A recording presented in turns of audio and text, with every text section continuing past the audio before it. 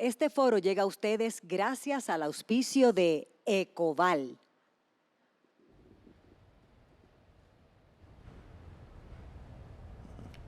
Bienvenidos y bienvenidas a la convención número 182 del Ilustre Colegio de Abogados y Abogadas de Puerto Rico. El tema de la revisión de las relaciones políticas entre Puerto Rico y los Estados Unidos ha sido recurrente tanto a nivel de la rama ejecutiva como de la rama legislativa de dicho país.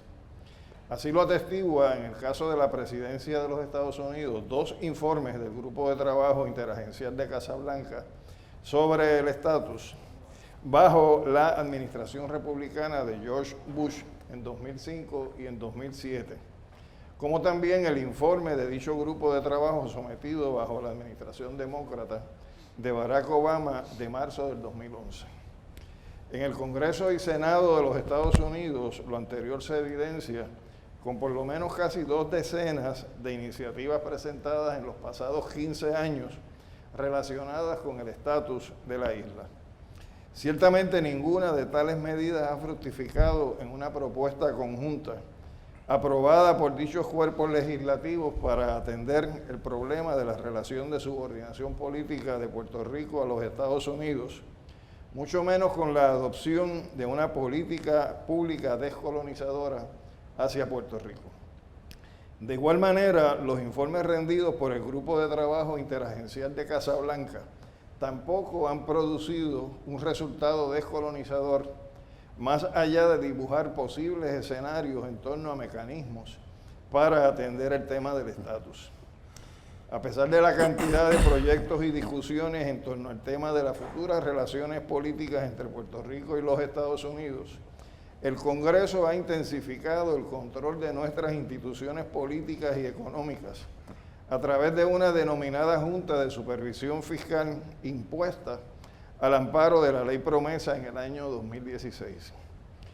Entre los años 2020 a 2021, como parte de la política territorial de los Estados Unidos, fueron radicados en la Cámara de Representantes varias iniciativas relacionadas con el estatus de Puerto Rico. Las 2 de mayor atención fueron las promovidas por la comisionada residente en Washington, Jennifer González, y el congresista Darren Soto, mediante el proyecto HR 1522, donde se plantea una petición de admisión de Puerto Rico como Estado de la Unión, y 2 versiones de iniciativa en torno al mecanismo procesal para el ejercicio de la libre determinación por parte del pueblo puertorriqueño, promovida por las congresistas Nidia Velázquez y Alexandria Ocasio-Cortez, en los proyectos titulados Puerto Rico Self-Determination Act del 2020 y de 2021. Invocando la aplicación a Puerto Rico de las disposiciones del Pacto Internacional de Derechos Civiles y Políticos, las propuestas de las congresistas Velázquez y Ocasio-Cortez promovían en conjunto con la contraparte estadounidense el diálogo entre diversas corrientes de pensamiento político en torno al estatus, la producción de fórmulas de relaciones políticas futuras con los Estados Unidos fuera de la condición territorial que impone el artículo 4, sección 3 de la Constitución de los Estados Unidos hacia sus territorios y propiedades, y un mecanismo de negociación para viabilizar el ejercicio de los y las puertorriqueñas a la libre determinación.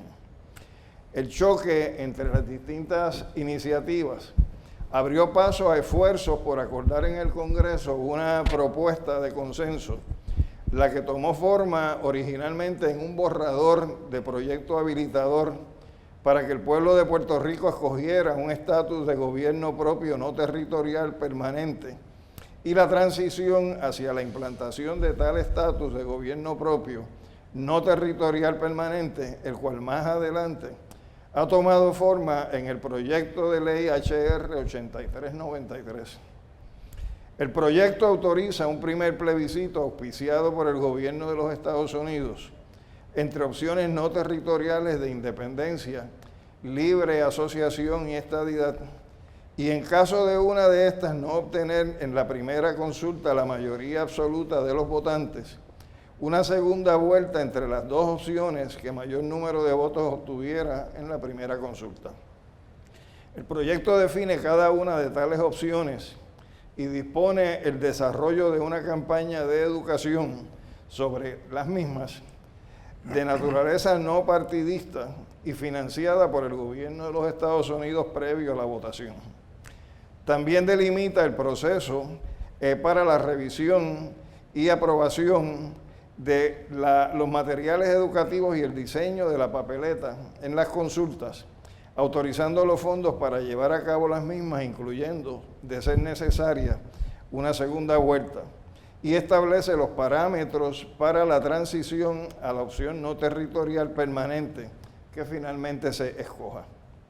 El proyecto provee la creación de una comisión negociadora bilateral, dispone fechas ciertas en las cuales se llevarían a cabo las consultas, define en el caso de las opciones de la independencia y la libre asociación aspectos tales como la retención de la ciudadanía estadounidense, nacionalidad e inmigración, poderes y prerrogativas del pueblo bajo cada una de las opciones, garantías sobre derechos económicos devengados y otorgados, y aspectos de gobierno propio sobre las tres opciones. El proyecto HR 8393 dispone bajo cualquiera de las fórmulas de estatus que finalmente se determine por el pueblo el fin de la aplicación de la ley promesa. Define también las garantías y derechos individuales que deberán ser garantizados en una futura constitución bajo el modelo de independencia y libre asociación, el proceso bajo las tres fórmulas para la elección de sus nuevos oficiales, los términos a ser considerados bajo el Tratado de Libre Asociación y su vigencia, como también en el caso de la estadidad, la transición hacia dicho estatus y la elección de congresistas y senadores. Entre el momento en que se circuló el borrador del proyecto de ley y propiamente el HR 8393, se dispusieron algunos cambios dirigidos mayormente a tratar el tema de la ciudadanía bajo la libre asociación. El proyecto, como sabemos, si bien fue aprobado por el Comité de Recursos Humanos o Recursos Naturales que preside el congresista Raúl Grijalva, no ha sido considerado aún por la Cámara de Representantes. Se indica la posibilidad que así sea a partir del mes de septiembre. Este panel que hoy les presenta la Comisión para el Estudio y Desarrollo Constitucional del Colegio de Abogados y Abogadas de Puerto Rico fue grabado el 12 de agosto de 2022. Participan en el mismo distinguidos juristas, integrantes de esta comisión, representando las tres opciones de estatus propuestas en el HR 8393, a saber, el licenciado Ángel Manuel Cintrón, quien expondrá sus comentarios y análisis desde la perspectiva de la estadidad, el licenciado Ramón Luis Nieves, desde la perspectiva de la libre asociación, y el licenciado Carlos Gorrín Peralta, quien lo hará desde la perspectiva de la independencia. Cada panelista tendrá un turno inicial de exposición entre 15 a 20 minutos, luego de lo cual se llevarán a cabo 2 rondas adicionales de 5 minutos cada una. En ellas, cada panelista podrá expresar cualquier reacción que entienda prudente en torno a las exposiciones iniciales y habrá una reflexión final de 3 minutos para cada panelista al final de este panel de discusión. Esperamos que el contenido de la discusión que desarrollaremos y estaremos presentando ante ustedes contribuya a un mejor entendimiento del contenido del proyecto de ley HR 8393. Muchas gracias.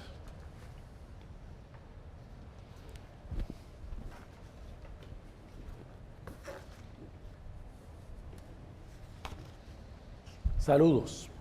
Mi nombre es el licenciado Ángel Cintrón. Tengo el privilegio de compartir hoy en este panel con los distinguidos compañeros del Comité de Desarrollo Constitucional del Colegio de Abogados.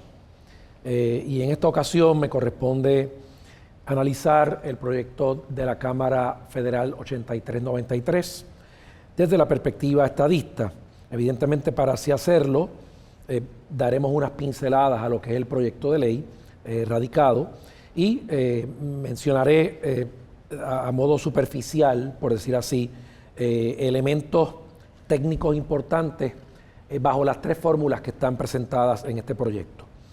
El primer elemento importante es que es un proyecto histórico para Puerto Rico y para los Estados Unidos, porque es la primera ocasión en que tenemos una pieza bipartidista de descolonización para Puerto Rico. Esto, distinto a todas las opciones anteriores y alternativas que se han intentado en el Congreso de los Estados Unidos, nos permite llevar a cabo un proceso autoejecutable de parte del Congreso de los Estados Unidos para realmente descolonizar a Puerto Rico. Elemento importante que es no incluir la alternativa actual vigente porque no es descolonizadora, entiéndase el Estado Libre Asociado tal como lo conocemos. En ese elemento vinculante, el Congreso está mandatando en este proyecto un voto directo del pueblo en las urnas con una fecha cercana como el 5 de noviembre del año 2023. En este proyecto se dispone una papeleta al pueblo que contenga tres alternativas descolonizadoras: la estadidad, la independencia y la soberanía en asociación libre con los Estados Unidos de América.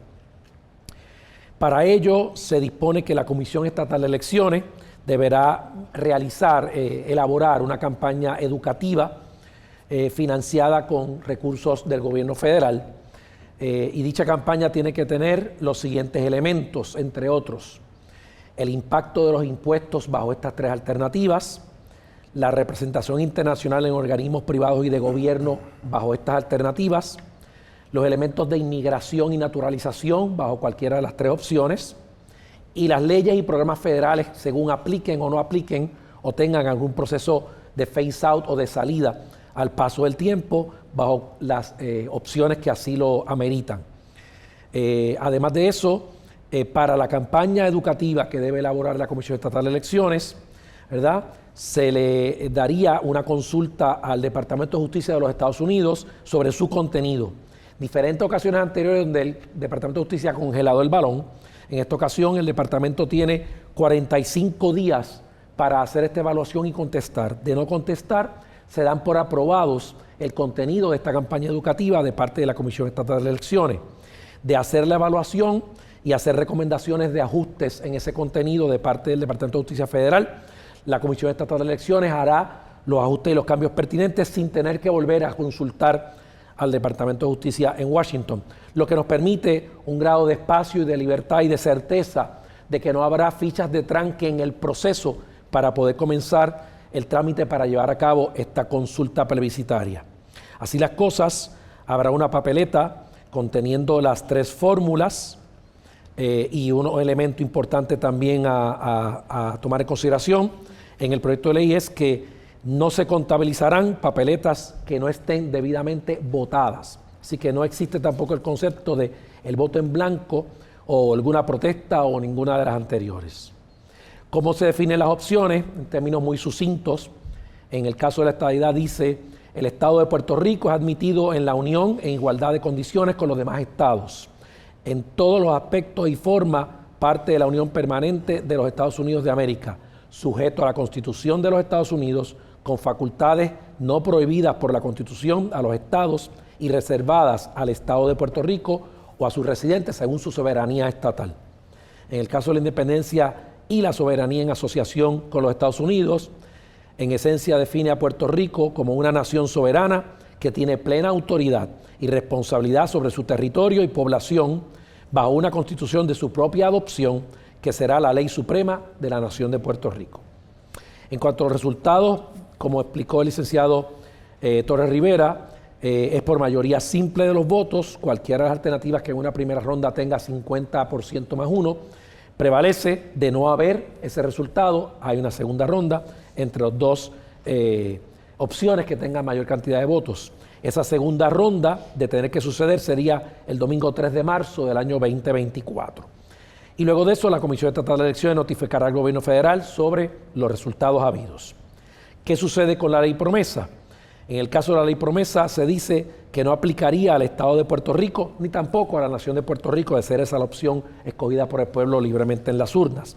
Así que bajo cualquiera de las opciones que Puerto Rico tendrá ante sí, cesaría la jurisdicción de la ley aprobada por el Congreso de Estados Unidos, conocida comúnmente como Ley Promesa. En cuanto a la transición, menciona lo siguiente: en el caso de la estadidad, se menciona que la Constitución actual de Puerto Rico sería adoptada como la Constitución del Estado de Puerto Rico, con cambios ínfimos.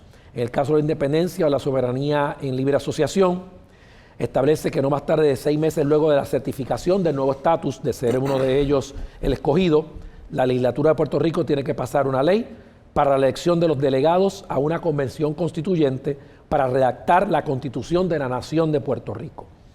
Como parte de esa transición, en el caso de la estadidad, básicamente la estadidad tiene que adoptar, como ya existe, una constitución republicana en su forma de gobierno y que sea afín a la Constitución y Declaración de Independencia de los Estados Unidos, cosa que ya es así en la Constitución del Estado Libre Asociado que actualmente existe. En el caso de la independencia o la soberanía bajo libre asociación, la nueva Constitución deberá garantizar, en términos generales, y el licenciado Torres Rivera puede entrar en detalle, la protección de los derechos humanos fundamentales de todo ciudadano que resida en la República de Puerto Rico. También en la transición, en cuanto a la estadidad, se menciona que el presidente hará una proclama declarando, si fuera la estadidad prevaleciente, una proclama declarando la fecha en la cual Puerto Rico sería admitido como Estado. Pero esa fecha no puede ser más tarde de 1 año luego de recibir la certificación del plebiscito. Y como es autoejecutable, en esencia lo que hace es garantizar que se va a implementar la fórmula escogida en las urnas por el pueblo. Luego de esto, no más tarde de 1 mes de declarada la estadidad, el gobernador deberá llamar a primarias y elecciones generales para los puestos de senadores y representantes al Congreso de los Estados Unidos, o sea, congresistas y senadores federales por el Estado de Puerto Rico. Los individuos que ocupen ese cargo legislativo, ejecutivo y judicial en ese momento en Puerto Rico continuarán desempeñando los deberes de sus respectivos cargos hasta que Puerto Rico se convierta en Estado. En cuanto a la transición, también en la estadidad, se cogerán, en caso de Puerto Rico, como en todos los estados, 2 senadores, y la cantidad de representantes al Congreso es básicamente similares a la cantidad de población que tienen otros estados en la nación. En este caso se puede hacer la aseveración aproximada de que Utah es un estado que tiene una población similar, por lo que correspondería a Puerto Rico 4 congresistas, o entre 4 y 5, dependiendo la información del censo en ese momento. En cuanto a la independencia en transición o soberanía asociada o república asociada o libre asociación, el pueblo votaría por una constitución. Si fuese rechazada esa constitución de la Nación de Puerto Rico, se tiene que repetir el proceso de elección de delegados para volver a redactar una constitución de la Nación de Puerto Rico y volver a la ratificación del pueblo en las urnas hasta que en efecto haya una constitución ratificada por el pueblo de Puerto Rico para la nación puertorriqueña. Estos resultados deberán ser notificados al Congreso de los Estados Unidos. En el traspaso de poder, en el caso de la estadidad, el Estado de Puerto Rico adquiere todas las posesiones del territorio de Puerto Rico y Puerto Rico tendría derecho exclusivo a 9 millas náuticas alrededor de la isla. Toda ley preexistente que no choque con el nuevo estatus se mantiene vigente. En la transición de poder de la independencia o soberanía en libre asociación, no más tarde de 1 mes de certificado de estos resultados, el presidente de los Estados Unidos retirará y renunciará a todos los derechos de posesión, supervisión, jurisdicción, control o soberanía hasta entonces existente y ejercido por Estados Unidos sobre el territorio y los residentes de Puerto Rico.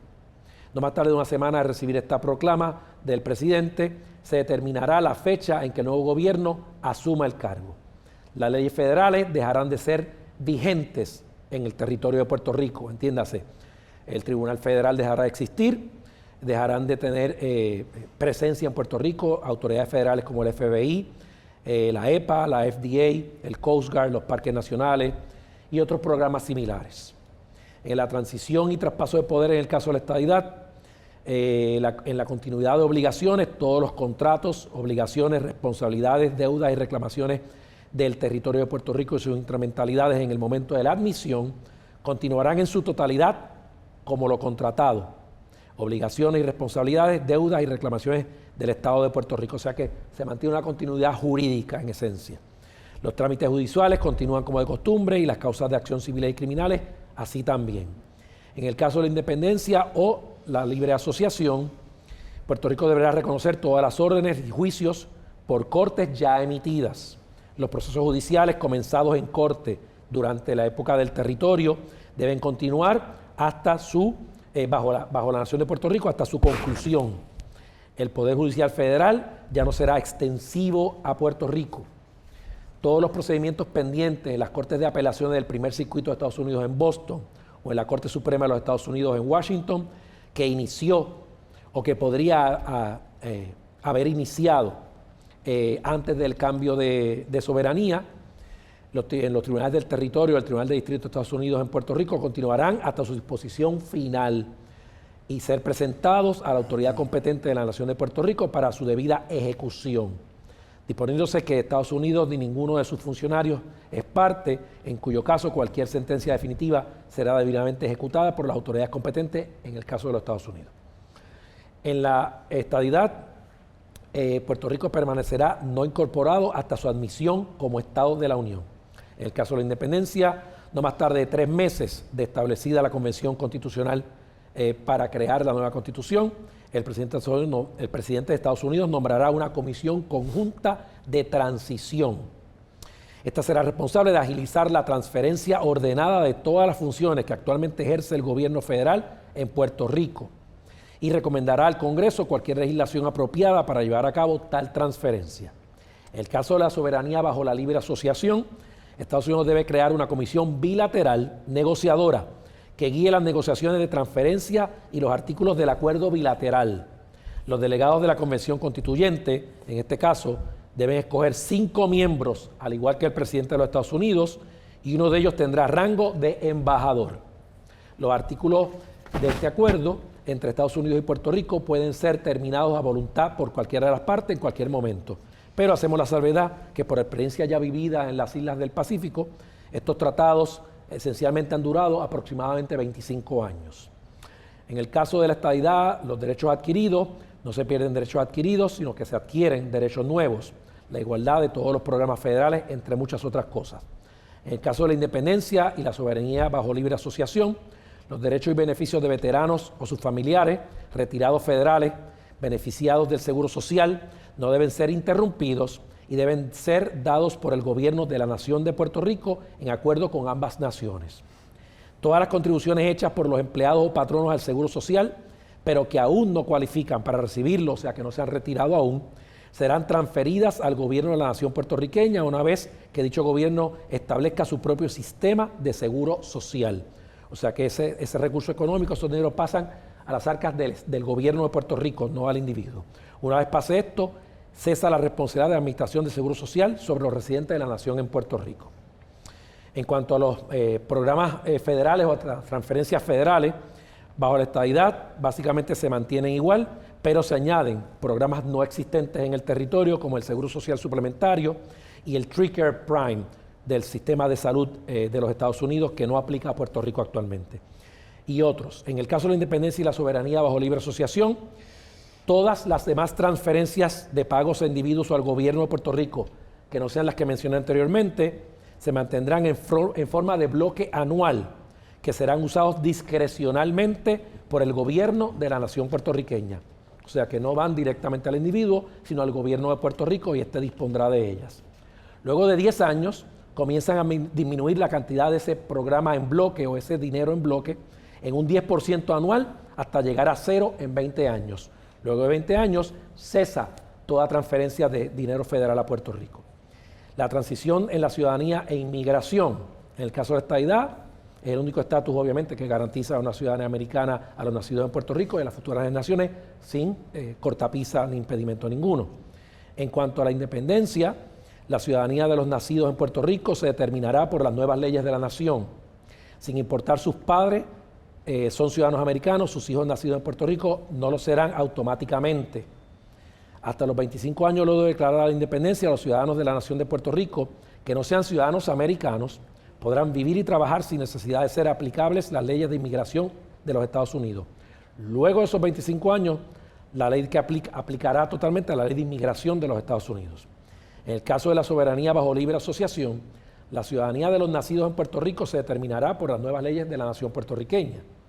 Solo durante el primer tratado, que pudiera durar 25 años, tal vez más, tal vez menos, cuya duración dependerá, como expliqué anteriormente, de la voluntad de ambas naciones, de forma unilateral cada una, puede ser rescindido por cualquiera de las partes en cualquier momento.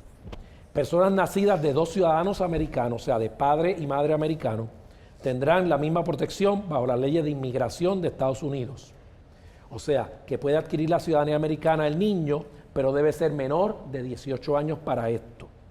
Los padres deberán comenzar el proceso de inmigración, presentar una solicitud y proporcionar la documentación requerida, certificado de nacimiento, etcétera, a través de los servicios de ciudadanía e inmigración de los Estados Unidos, y también deberán pagar la tarifa que cuesta actualmente, que es $1.170. Esto sería en la Embajada de Estados Unidos en Puerto Rico. Cada ciudadano de la nación puertorriqueña sin ciudadanía americana nacido que viva o trabaje en Estados Unidos lo podrá hacer sin visa durante este periodo de ese tratado. Cuando termine el tratado, entran en efecto las leyes de inmigración de Estados Unidos a todas esas personas, y tendría que hacer la gestión correspondiente para gestionar un visado para mantenerse en territorio norteamericano o regresar a Puerto Rico. En el trámite de inmigración hay varias opciones para una persona que vive en el extranjero poder inmigrar legalmente a Estados Unidos. Esta incluye por petición de la familia inmediata o lotería, lo que hoy sucede con otras partes del planeta. Luego la persona tiene que residir legalmente, si no, la persona tiene que residir legalmente en Estados Unidos. En aplicar, dependiendo de la visa que obtuvo, cumplir con los requisitos antes de poder aplicar a la ciudadanía americana mediante el proceso de naturalización. Aplicar la fórmula, pagar el costo, la persona debe ser entrevistada, tomar el examen de ciudadanía y ser juramentado como ciudadano americano. ¿Qué sucede si esta persona naturalizada vive en Puerto Rico bajo la libre asociación? Como es ciudadano americano, le aplica las mismas reglas que los otros puertorriqueños que también mantienen su ciudadanía americana. Puede continuar viajando, viviendo o trabajando en los Estados Unidos. ¿Qué pasa si esta persona tiene hijos bajo la libre asociación en Puerto Rico?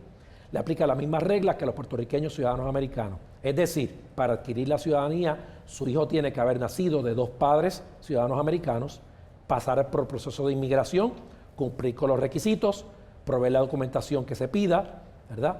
Y al momento de nacer, ir al consulado o embajada de Estados Unidos en Puerto Rico, más cercana, y proveer el certificado de nacimiento, etcétera, para poder realizar su proceso antes de los 18 años de edad. En el caso de Puerto Rico, bajo la soberanía en libre asociación, ambos padres, no solo uno, tendrían que ser ciudadanos americanos, como expliqué anteriormente, y que hayan obtenido su ciudadanía por nacimiento en Puerto Rico bajo el actual estatus de Estado de libre asociado. O sea, que para que ese hijo tenga el derecho a la ciudadanía, sus padres tienen que haber tenido la ciudadanía por nacimiento antes del cambio de soberanía, no después del cambio de soberanía. Así que las personas que se hacen ciudadanos americanos bajo otras opciones luego del cambio de soberanía ya no pueden utilizar esa ciudadanía para que su hijo pueda ser cualificable para solicitar ciudadanía americana. Así que eventualmente va cesando, ¿verdad?, esa ciudadanía y se ostentará pues la ciudadanía de la nación puertorriqueña.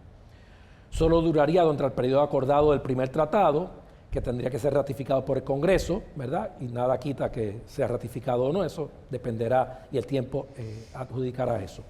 Aunque los periodos acordados digan una cosa, siempre está el riesgo de poder Estados Unidos decidir terminar el tratado antes. Como he explicado, la experiencia a la que podemos argumentar hoy es la experiencia vida en el Pacífico, que hasta este momento hubo un tratado que duró 25 años, ya cesó, y si queremos conocer más el detalle de cuál es la experiencia de esos ciudadanos en esas islas del Pacífico, podemos hacer el análisis y tener ese debate eventualmente. Concluyo mi turno básicamente planteando lo siguiente. Creo que tenemos una oportunidad extraordinaria en Puerto Rico para tener un proceso de descolonización de forma libre y democrática. Tenemos por primera vez la oportunidad de un Congreso y un gobierno federal que esté comprometido a la ejecución de esa determinación en las urnas. Es una oportunidad única en los 500 años que hemos sido colonias, 400 con España y 100 y tantos con los Estados Unidos. Creo que todos los puertorriqueños, indistintamente de nuestro ideal político, seamos estadistas, seamos independentistas o seamos libre asociacionistas, tenemos una obligación con esta patria de buscar esa alternativa lo más pronto posible y ejecutarla para darle a Puerto Rico las herramientas de progreso y bienestar que todos merecemos bajo cualquiera de las opciones antes mencionadas. Creo que luego de eso queda en manos del pueblo de Puerto Rico que en su sabiduría democrática ejerza su derecho y determine cuál será el futuro de nuestra patria puertorriqueña. Muchas gracias.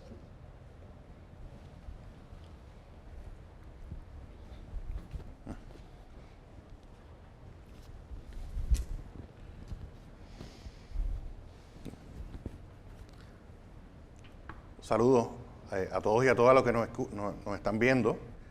Es muy grato para mí estar compartiendo este panel con distinguidos compañeros y amigos que desde distintos puntos de vista estamos unidos por lo menos en la visión de que Puerto Rico debe dejar de ser una colonia de Estados Unidos y debe elaborar su propio futuro, irrespectivo del tipo de camino que queramos, ¿verdad?, que cada uno aspire que Puerto Rico tome en su momento. Estamos aquí obviamente en la discusión del proyecto de ley que ya para la fecha de este foro había sido aprobado por el Comité de Recursos Naturales de la Cámara de Representantes Federal, que preside el congresista Raúl Grijalva. Pero obviamente a la fecha de este foro hay una incertidumbre de cuál va a ser el futuro de ese proyecto como tal. Pero por lo menos hasta la fecha podemos ya atisbar o analizar algunos aspectos de lo que ha ocurrido con este proyecto de ley, y también quiero hacer unos comentarios sobre el contexto en el que se da este proyecto, el contexto de esta discusión sobre este proyecto de ley que fue radicado en el verano del 2022 en su versión final. En primer lugar, hablemos un poco del contexto. Puerto Rico ha sido una colonia de Estados Unidos por más de 120 años. Dentro de esa historia de dominación colonial, a principios de la década de 1950 del siglo pasado, Estados Unidos autorizó a través de la Ley 600 un proceso que concluyó en 1952 con la aprobación de la Constitución del Estado Libre Asociado. Sin embargo, ese proceso fue controversial en su inicio y continúa siendo controversial en cuanto hasta dónde llegó Estados Unidos, hasta dónde llegó esa autorización para crear la Constitución, si se alteró o no la naturaleza colonial de la relación entre Puerto Rico y Estados Unidos, que comienza en 1898.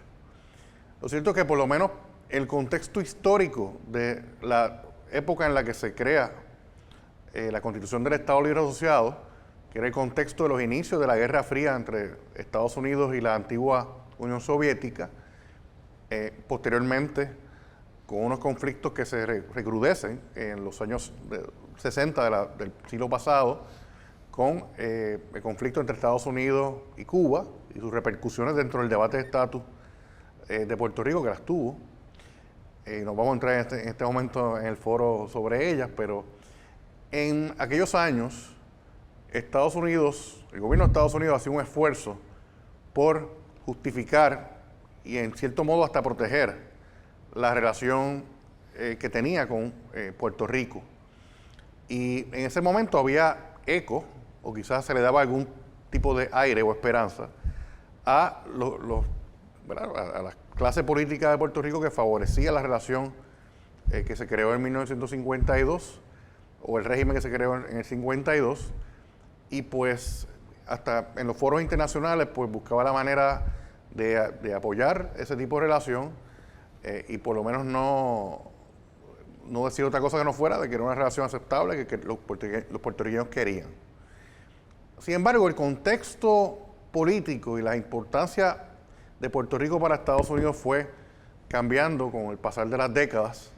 Y ya vemos que desde la década de los años 90 del siglo pasado, el gobierno de Estados Unidos empezó a quitarse de la máscara sobre lo que realmente quería o piensa sobre la relación que se entendía se había llegado con los puertorriqueños en 1952.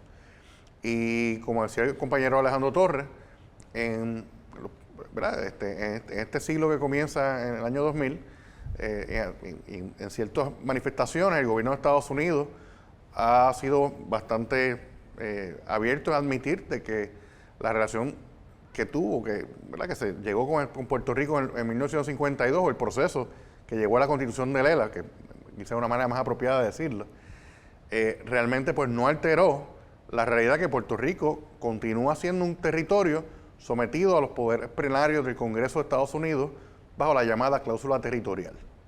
Y no tuvo problemas en admitirlo, no ha tenido problemas en admitirlo en los pasados años. Y eso, esa realidad podría llevar a uno a decir, bueno, eso quiere decir entonces que tras esas admisiones, el pueblo de Puerto Rico se ha tirado a las calles a reclamar el fin de la colonia. Y lo cierto es que aquí en Puerto Rico, dentro del contexto político puertorriqueño, también ha habido unos cambios en ese aspecto. Y aquí pues un pequeño comentario sobre ese tema. Yo creo que en este momento histórico en el que estamos hablando, gran parte del electorado de Puerto Rico está pasando por un proceso de que algunos llamamos post-estatus, donde realmente la gente se ha frustrado quizás con el manejo de los partidos políticos sobre el tema del estatus y la falta de solución sobre el tema, y la gente se está enfocando más en otras causas, en otros problemas más inmediatos, ¿no? Quizás mucha gente le molesta más el estatus del servicio eléctrico de Puerto Rico que del estatus de la cláusula territorial. Y eso pues lo estamos viendo, y de hecho dentro del contexto de este proyecto que estamos discutiendo, no ha habido un interés masivo de la gente en dialogar sobre este tema, discutirlo en los medios, quizás ante la frustración de cómo se ha manejado el tema en el pasado, la falta de solución, la falta de resultados sobre el mismo.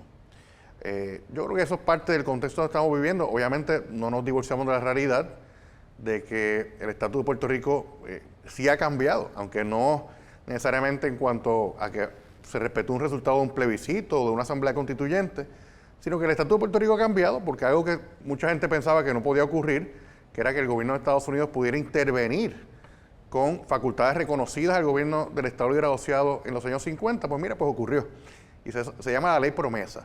Y la Ley Promesa básicamente anula la capacidad del gobierno del Estado Libre Asociado para incluso legislar. La ley más importante de una legislatura es su presupuesto. Así que ni el presupuesto de Puerto Rico se puede aprobar de manera libre por esa asamblea legislativa electa por los puertorriqueños sin que un grupo de gente que nadie elige tome las decisiones. Y como hemos visto, ha habido ocasiones en estos años donde el presupuesto del país que termina siendo aprobado es el que aprueba ese grupo de promesa, la Junta de Supervisión Fiscal, no los legisladores de Puerto Rico. Obviamente en estos años también hemos pasado colectivamente por unas experiencias terribles, como obviamente lo que ocurrió después del huracán María, la caída de un gobierno en el 2019 y otros temas que han ocupado el contexto de la relación actual entre Puerto Rico y Estados Unidos.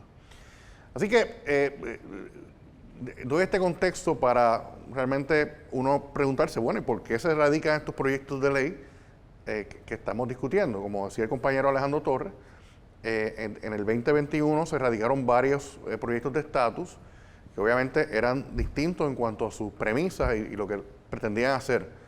Uno era un proyecto de admisión de Puerto Rico como Estado de la Unión de Estados Unidos, y otro para básicamente el Congreso respetar los resultados y el proceso de una asamblea de estatus en Puerto Rico. Obviamente ninguno de los dos proyectos tuvo éxito, y en algún momento los autores comenzaron a hablarse, incluso pues autores tan distintos, congresistas o miembros del Congreso de visiones bien disímiles, como la comisionada residente Jennifer González y la congresista Nidia Velázquez, comenzaron unas discusiones muy duras e intensas para lograr un proyecto de consenso. Y ese es el proyecto que estamos discutiendo hoy como tal. Desde el punto de vista de la libre asociación, opción que yo he favorecido siempre, este proyecto que se aprobó en el Comité de Recursos Naturales de la Cámara presenta unas áreas de ganancia extraordinarias para los que creemos en la libre asociación. Y quiero aclarar lo siguiente: de todas las opciones de estatus, la libre asociación es la única opción que no es impulsada oficialmente por ningún partido político de Puerto Rico. O sea, es una opción en busca de electores, pero no tiene un partido que la apoye. Y esto es un aspecto bien interesante. Y de hecho, en los meses previos a la grabación de este foro, hemos visto que gran parte de la atención mediática y de las discusiones que se dieron entre los congresistas que estaban tratando de crear este proyecto era precisamente sobre los detalles de la libre asociación. y eso pues lo hemos visto. Yo creo que la ganancia principal de este proyecto que se aprobó en la comisión para el sector de la libre asociación es el reconocimiento de que la libre asociación no es una variante de la independencia.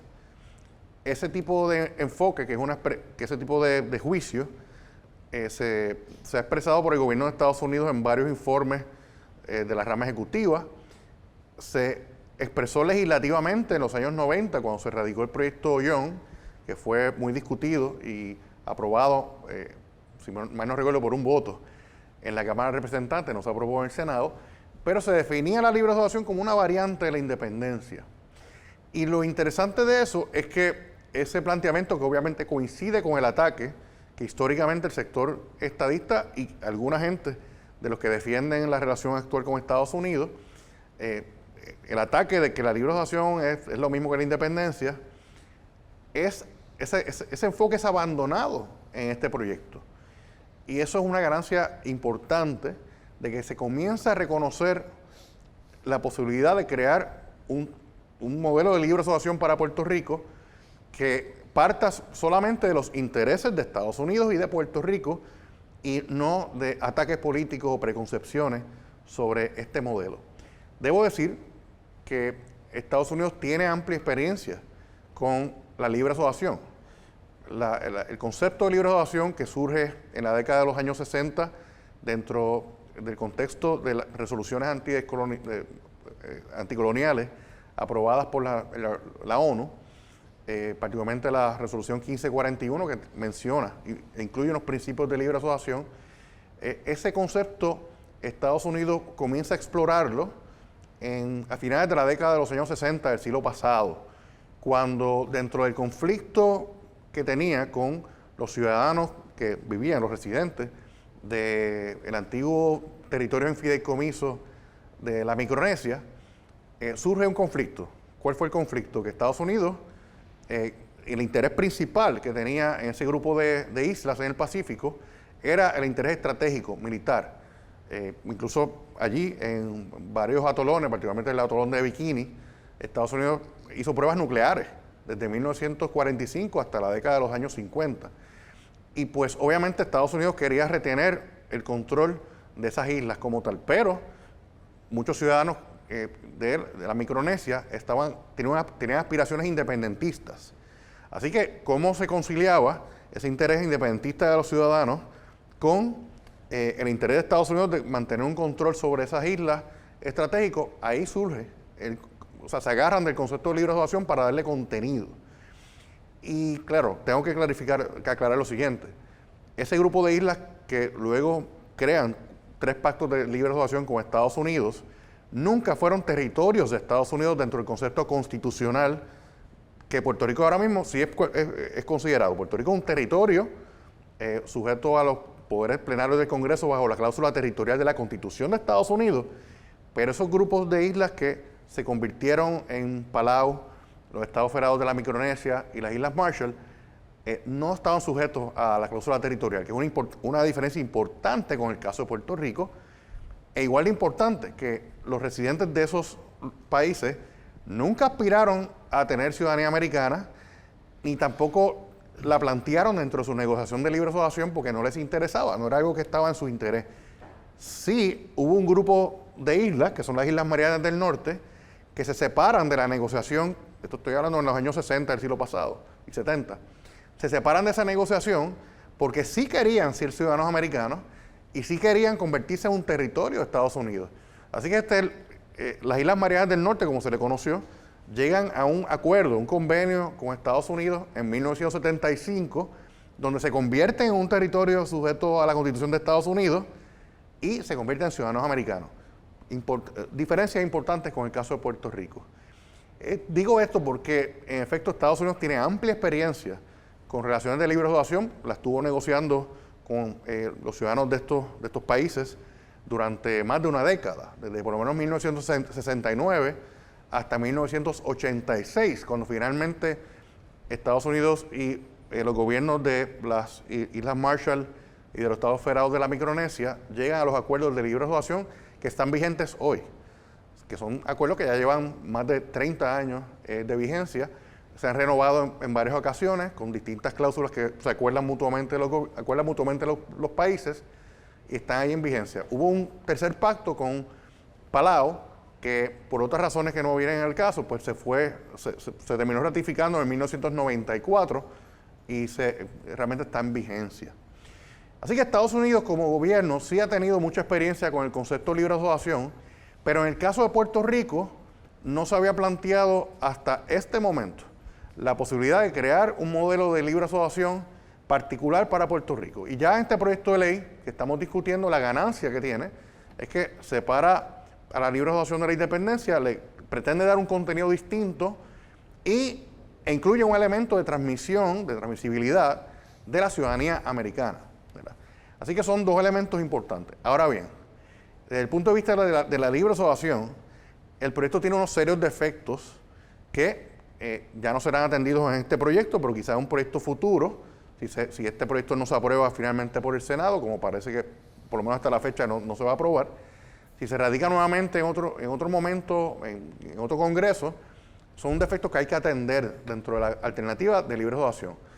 El primero de esos defectos es que el proyecto de ley, en la parte de la transición, realmente no distingue tanto lo que pasaría en la transición a la independencia que a la transición hacia la libre asociación. Por ejemplo, obliga a que el primer paso que se tiene que tomar, si los puertorriqueños votamos por la libre asociación, es la convocatoria a una asamblea constituyente para enmendar la Constitución de Puerto Rico y posteriormente entonces entrar en el proceso de negociación de lo que sería el pacto de libre asociación. Y eso es un error conceptual terrible de lo que debe pasar en una libre asociación. O sea, lo que debería pasar, basado en otros ejemplos y dentro del contexto indicado de una relación de libre asociación, es que tan pronto el pueblo de Puerto Rico apruebe en las urnas una alternativa, por lo menos con unos conceptos generales, unos principios generales, comienza entonces un proceso de negociación de lo que sería el instrumento, de lo que será la relación, el pacto entre ambos países. Por eso que el hecho de que este proyecto de ley contenga tanto detalle sobre qué pasaría con, por ejemplo, asistencia federal de gobierno a gobierno, que si va a durar 10 años o no los block grants, o sea, detalles que realmente si se aprobara como ley, le estaría amarrando las manos a los futuros negociadores del pacto sobre el tipo de relación económica, por ejemplo, que se puede llegar con Puerto Rico en libre asociación. O sea, es un error conceptual terrible. A diferencia de lo que ocurrió, por ejemplo, en el caso de la Micronesia, que en el caso de la Micronesia, Estados Unidos acuerda con representantes de los países que luego fueron libre asociados unos principios, se llaman los principios de Hilo. Y esos Hilo Principles delimitan, por lo menos, si mal no recuerdo, como 10 áreas de lo que describen la libre asociación. Pues algo así pudo haber contenido este proyecto de ley y no entrar en detalles sobre si van a durar los block grants 10 años o 20 años, lo que fuera. Detalles tal que llegan al extremo ridículo de que en una libre asociación se pretenda que Estados Unidos desembolsa al gobierno de Puerto Rico todo el dinero que hemos acumulado los puertorriqueños en el Seguro Social para que Puerto Rico cree su propia agencia de Seguro Social. O sea, detalles así que realmente si la libre asociación no se negocia de aquí a 10 años, le estaríamos amarrando, el Congreso le amarraría las manos a los negociadores y uno se pregunta, bueno, ¿y para qué van a negociar? Porque si ya la ley dispuso todos los detalles sobre la relación, pues ¿qué uno va a negociar? Igualmente con el tema de la ciudadanía americana, que lo que describió el buen amigo Ángel Cintrón sobre lo que pasaría con la ciudadanía americana de los puertorriqueños y de los nacidos en Puerto Rico posterior a la firma del pacto, todos estos detalles, que si tiene que ser dos padres, o sea, todos estos detalles realmente se nota que fueron escritos por personas que no quieren a la libre asociación, o sea, que no desean a la libre asociación como que tenga viabilidad electoral o que tenga realidad y viabilidad. ¿Y por qué digo esto? Porque en el tema de la ciudadanía americana, Estados Unidos tiene amplia flexibilidad para acordar los términos que fuera de que se transmita la ciudadanía americana en Puerto Rico en una libre asociación. Y por ejemplo, hace varias décadas, en el año 2000, un representante un subsecretario de Justicia testificó en el Congreso de Estados Unidos, se llama William Trenner, y rectificó que incluso en la independencia Estados Unidos puede acordar que continúe la transmisión de la ciudadanía americana en la independencia. O sea, realmente hay amplia flexibilidad para que en una libre asociación los puertorriqueños continuemos siendo ciudadanos americanos en los términos de ahora. Somos ciudadanos americanos que de hecho que no votamos por el presidente ni por el congresista, pero es el tipo de ciudadanía que la mayoría de los puertorriqueños quisiera mantener. Así que esos son defectos que tiene el proyecto en cuanto a la alternativa de la libre asociación. Como dije, ganancia en la parte de que se separa de la independencia y se reconoce que la libre asociación es una opción en sí misma y porque tiene algún elemento de continuación de la ciudadanía americana, pero el proyecto es defectuoso en toda la parte que tiene que ver con su transición como tal. Para finalizar, unos comentarios generales sobre lo que ocurrió con este proyecto. Este proyecto de ley implicó, en primer lugar, que el sector estadista, representado por la comisionada residente Jennifer González, rindiera un argumento importante que estuvo diciéndole al pueblo de Puerto Rico y que estuvo ventilando en el Congreso mismo, que es que ya los puertorriqueños habíamos elegido a la estadidad. Realmente al abrazar este proyecto, una de las transacciones que tiene que llegar el sector estadista es de que eso no es así, de que realmente pues se valida que ocurra otro proceso donde estén otras opciones presentes y no un mero proyecto de admisión a la estadidad. Eso es lo primero. Lo segundo, por lo que ocurrió luego durante el proceso de aprobación del proyecto en el comité, lo que se llama el markup, surgieron muchas preocupaciones del Partido Republicano, de congresistas republicanos, que salvo la comisionada residente, no tengo información, no recuerdo si uno que otro más congresista republicano estuvo apoyando este proyecto, pero realmente el Partido Republicano, muchos congresistas republicanos no están apoyando el proyecto de consenso.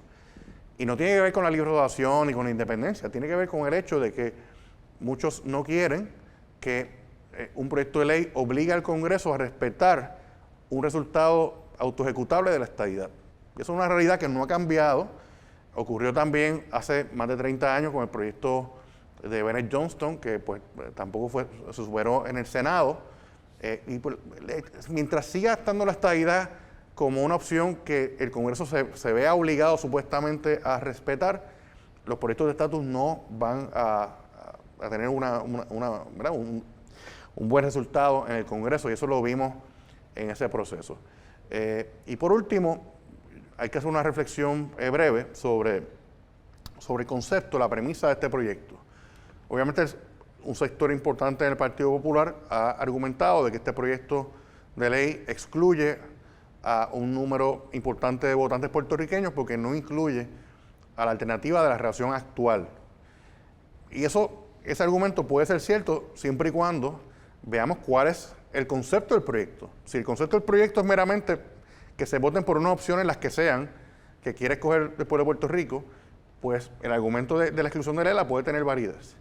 Pero si el concepto del proyecto es que Estados Unidos dice en esa ley que se apruebe de que quiere que el futuro de Puerto Rico o la futura relación entre Puerto Rico y Estados Unidos sea una relación no colonial y no territorial, pues por lo tanto el territorio y la colonia no pueden ser parte de ese proceso. Así que depende del concepto del proyecto, y este proyecto adopta el concepto de opciones no coloniales y no territoriales. Para finalizar, por lo menos el sector de la libre asociación ve con buenos ojos este proyecto por la ganancia que tienen, y se reconoce que hay que trabajar en los próximos meses y años para aumentar el reconocimiento de congresistas y otros sectores de interés en Estados Unidos sobre la libre asociación y sobre sus posibilidades para crear una libre asociación que se adapte a las necesidades e intereses del pueblo de Puerto Rico y del gobierno de Estados Unidos. Muchas gracias.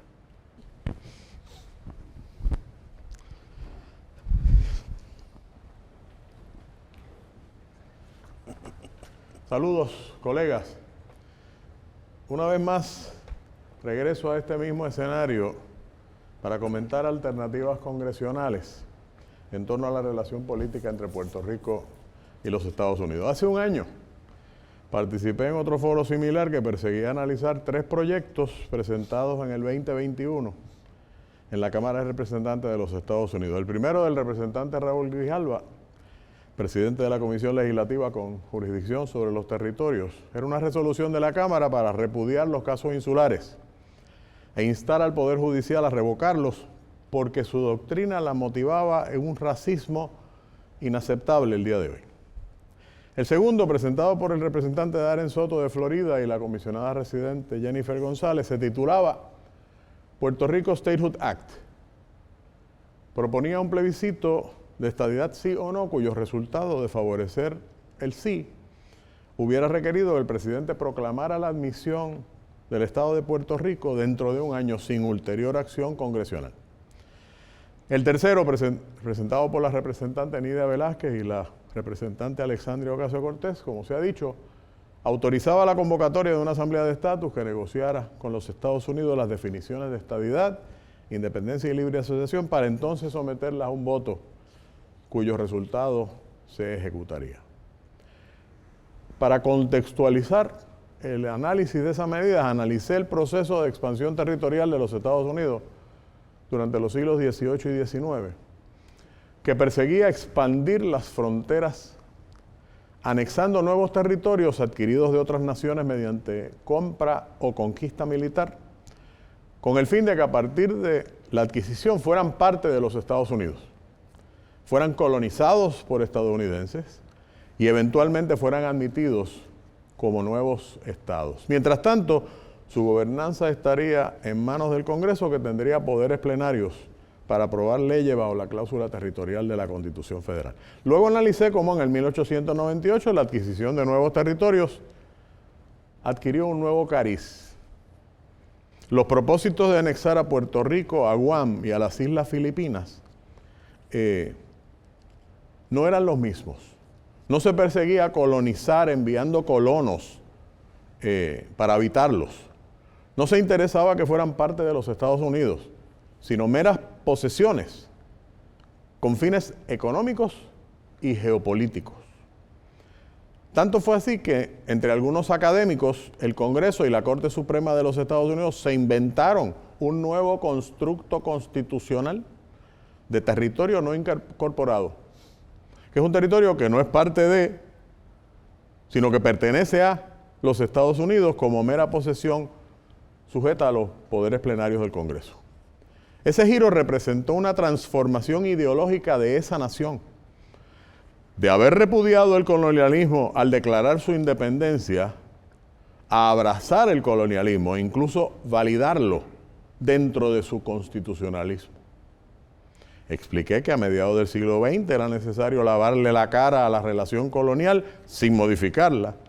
Y así se inició el mito de que se había cambiado la relación mediante la adopción de una constitución que realmente quien aprobó fue el Congreso y que entró en vigor el 25 de julio de 1952, antes que el pueblo de Puerto Rico aprobara el texto final del documento en noviembre de ese año. Los desarrollos de años recientes han descorrido el velo del engaño mediante acciones de la Casa Blanca, del Congreso y de la Corte Suprema de los Estados Unidos. En vista de que el colonialismo viola el derecho a la libre determinación de los pueblos, expliqué hace un año cómo el derecho constitucional estadounidense de principios del siglo XX conflige con las obligaciones internacionales asumidas por los Estados Unidos hacia fines del siglo XX y que forman parte de la ley suprema de esa nación mediante tratados internacionales suscritos y debidamente ratificados. Ese es el contexto en que analicé los tres proyectos del año pasado y sigue siendo el contexto en que hay que analizar los desarrollos recientes en el Congreso. Hace un año concluí en torno al proyecto del representante Grijalva que los casos insulares en efecto reflejan un racismo deleznable que todavía existe en la sociedad estadounidense. Pero eso es solo su espíritu. El verdadero problema que encarnan los casos insulares no es su racismo, sino el colonialismo que ha justificado por más de un siglo con esa doctrina constitucional, dicen. El proyecto no tendría más que un valor simbólico quizás para él, el representante Grijalva, que es parte del poder legislativo de su país, para que pudiera dormir más tranquilo. Pero es un valor estrictamente simbólico de aquel proyecto. Si el Poder Judicial pudiera revocar los casos insulares, entonces todos los territorios actuales, incluyendo a Guam o a las Islas Marianas del Norte, serían parte de Estados Unidos y estarían destinados a convertirse en estados sin acción congresional en ejercicio de su poder constitucional de admitir nuevos estados. Esa estadidad por la cocina judicial es imposible. Concluí que el segundo proyecto sobre la estadidad tampoco se debería ni se podría aprobar porque no cumplía con los criterios y los procesos históricos para la admisión de nuevos estados. El proyecto contenía premisas falsas e incorrectas en derecho y había cero ambiente en el Congreso para admitir a Puerto Rico como estado. Evalué positivamente el tercer proyecto, Velázquez Ocasio, el cual, al autorizar la convocatoria a una asamblea de estatus, era un instrumento apropiado de libre determinación para terminar la relación colonial mediante la exclusión de la alternativa territorial de las posibilidades sustantivas para una nueva relación entre los dos países. Los tres proyectos fracasaron. Ninguno era viable. Así que los promoventes decidieron iniciar este año conversaciones de un nuevo proyecto. El líder de la mayoría demócrata en la Cámara, representante Steny Hoyer, promovió esas conversaciones. Elaboraron un borrador al que se le dio publicidad e incluso visitaron a Puerto Rico para reunirse privadamente con diversos grupos políticos, con el fin ostensible de mejorar el borrador. En efecto, lo modificaron en algunos detalles y se presentó el proyecto formalmente con las firmas de Grijalva y de Velázquez, pero no con la de Alexandria Ocasio. Sin celebrar vistas públicas, se sometió dicho proyecto a una sesión de markup para considerar enmiendas por otros miembros de la comisión y someterlo a votación. Fue aprobado, pero no se ha presentado al Pleno de la Cámara para consideración final, como ya se ha señalado. Creo que ese proyecto está destinado a fracasar, aunque se haya aprobado en comisión. Primero, no es posible un consenso de las fuerzas políticas de Puerto Rico porque el liderato actual del Partido Popular insiste en que la relación territorial mal llamada Estado Libre y Asociado tiene que estar en la papeleta de cualquier consulta que se haga. La vocación por la sumisión colonial se ha oficializado por primera vez en nuestra historia.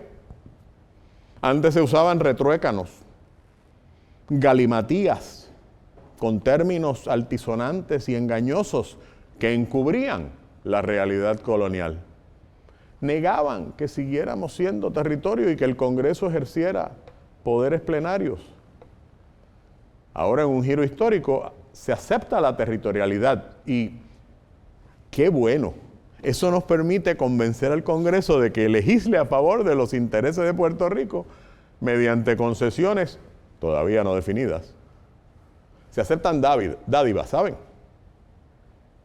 Lo que no parecen entender es que los imperios nunca actúan para adelantar los intereses de las colonias, sino los suyos.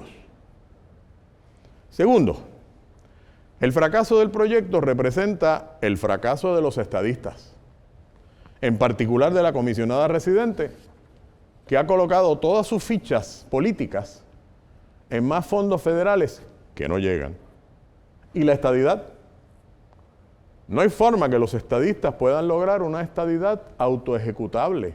El Congreso nunca lo ha hecho así en los 37 procesos de admisión de nuevos estados. Por el contrario, han condicionado la admisión de nuevos estados con requisitos diversos. En especial resaltan los históricos requisitos de idioma que han impuesto en el pasado y que algunos republicanos del comité quisieron introducir en la sesión de markup sin éxito. Hasta los aliados de los estadistas en el Congreso les han indicado que se olviden de pedirla mientras la situación económica de Puerto Rico no permita sostener su propio gobierno y menos hacer su aportación al Tesoro Federal. La comisionada no pudo lograr ni uno solo de los 20 votos republicanos en el comité. y los demócratas autollamados progressives tampoco han apoyado el proyecto, incluyendo algunos de ascendencia hispana. A fin de cuentas ocurrió lo que el PIB le dijo a los congresistas en nuestra reunión con ellos. La estadidad autoejecutable sería la píldora venenosa del proyecto, el cual tampoco cumple con los requisitos históricos que el Congreso ha empleado al admitir nuevos estados. Hubiesen podido legislar condiciones, pero serían tan inalcanzables que hubiese sido el certificado de defunción de la estadidad antes de nacer. Imagínense, requerir que Puerto Rico tenga el mismo nivel económico de al menos los estados más pobres, o exigir que los procesos legislativos y gubernamentales en Puerto Rico fueran en inglés, así como la educación pública. ¿Quién votaría por esa estadidad en este país? No hubo consenso siquiera entre los congresistas que nos visitaron. Alexandria Ocasio no firmó el proyecto que finalmente se presentó. Otros congresistas hispanos se quejan de que no hubo vistas públicas en que ellos hubiesen podido participar, por supuesto, con miras a lucirse ante sus votantes meses antes de las elecciones que se celebran allá en noviembre de este año. Eso nos trae a los verdaderos propósitos de esta legislación. Era conveniente presentar la imagen de que se estaba haciendo algo para fines puramente políticos relacionados con las elecciones de noviembre allá y con miras a las elecciones del 2024 acá. Había que dar la impresión de que se estaba haciendo algo, aunque se sabía que nada ocurriría. ¿Ha tenido este proceso efectos positivos? Yo creo que sí, yo creo que sí. Primero, es la primera vez que se invoca el derecho a la libre determinación como justificación para acabar con la territorialidad. Además, se evidenció que el Congreso no tiene interés alguno en admitir a Puerto Rico como Estado en el futuro previsible. Adicionalmente, por primera vez se articula en un proyecto congresional la alternativa sustantiva de la libre asociación, distinta a la independencia, aunque con unos defectos importantes que hubiese sido necesario corregir.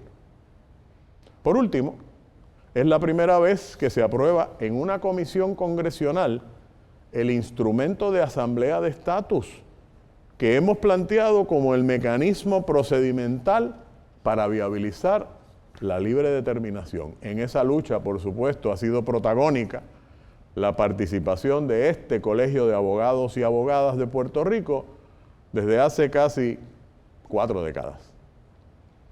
La pregunta más importante es, ¿qué va a pasar ahora? Se supone que una vez aprobado en comisión, el proyecto se descargue ante el Pleno de la Cámara de Representantes. Es cuestionable, quizá improbable, su aprobación. La mayoría demócrata es limitada en la Cámara. Algunos demócratas ya se han opuesto y parece que no tienen los votos. Quizá los promoventes puedan conseguir algún apoyo entre los republicanos que reduzcan en alguna medida el déficit demócrata. Pero de todos modos, aunque la Cámara aprobara el proyecto, no va a pasar absolutamente nada en el Senado de este Congreso que termina este año. Y en Puerto Rico se repetirá lo que ha ocurrido varias veces ante resultados infructuosos en el Congreso.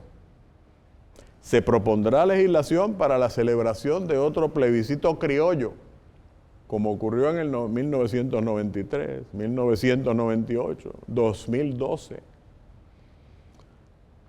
Probablemente el gobierno de turno no lo entienda necesario. Ya hay una ley aprobada para la celebración de un plebiscito.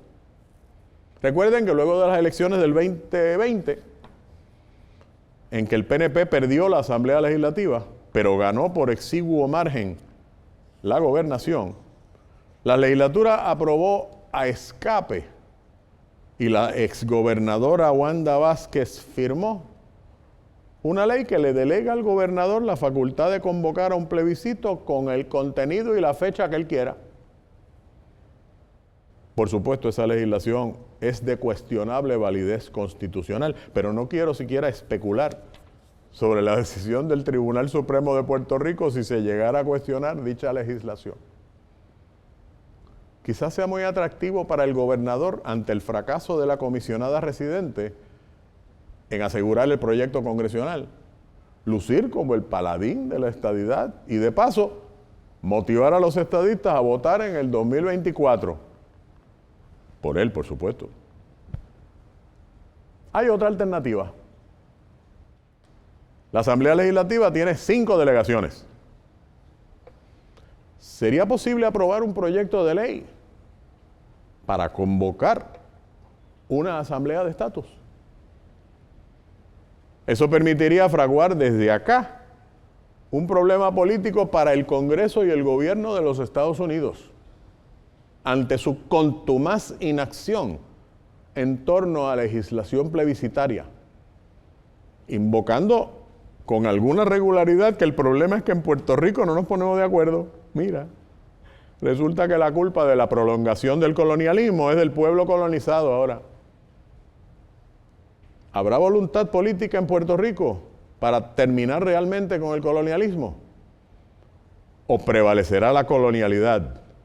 Esa vocación por la dependencia y el sentido de impotencia que como resultado del colonialismo ha caracterizado a grandes sectores de nuestro pueblo, alimentados por un liderato político de miras puramente electorales a corto plazo, con un interés limitado realmente al manejo frecuentemente corrupto del presupuesto. La pregunta que nos debemos plantear es cómo provocar la crisis que obligue a los Estados Unidos a repensar la relación territorial, no solo en función de nuestros intereses, que nunca serán determinantes para ellos, sino para promover sus propios intereses económicos y políticos. Esa es la pregunta, ¿cómo vamos a crear esa crisis política? Muchas gracias por su atención.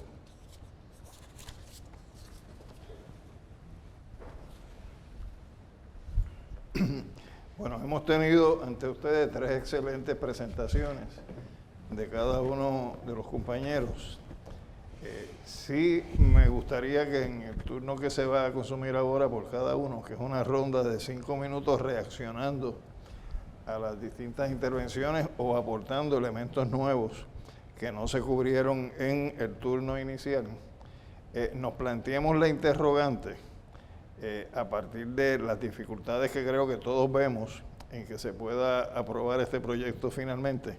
¿Cuál sería la alternativa a seguir desde la perspectiva de cada cual? Así que en el mismo orden que hemos establecido la primera ronda de discusión, vamos a esta segunda ronda de 5 minutos para cada uno y después, al final, una ronda final de cierre y reflexión. Así que adelante. Muchas gracias.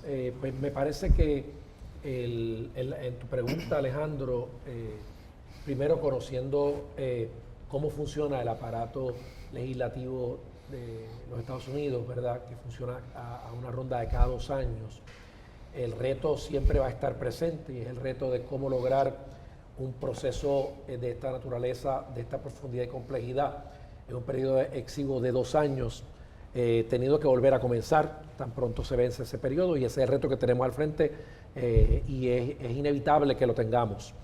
Y yo creo que en lo que posiblemente podemos coincidir los 3, entre otras cosas, hoy aquí, es en que este proyecto ha logrado varias cosas que permiten tener trascendencia y que yo creo que van pavimentando el camino para que tengamos oportunidades recurrentes de ir empujando el proceso más allá de cada ciclo bienial hasta lograr una solución.